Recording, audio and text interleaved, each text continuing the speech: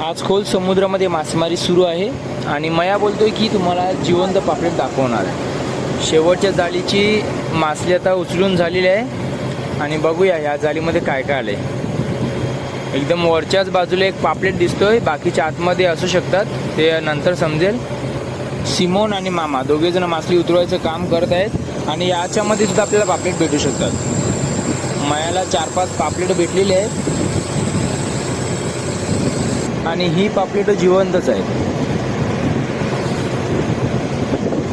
31 मेला मासेमारीचे सीझन बंद होणार आहे। कोकण किनारपट्टीवरती सर्व बोटी बंद होणार आहे आणि कदाचित ही पापलेट आपली शेवटची पण पापलेट असू शकतात।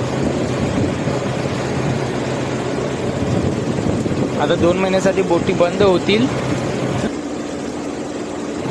आजच्या मासेमारीमध्ये 8 ते 10 पापलेट भेटलेले आहेत।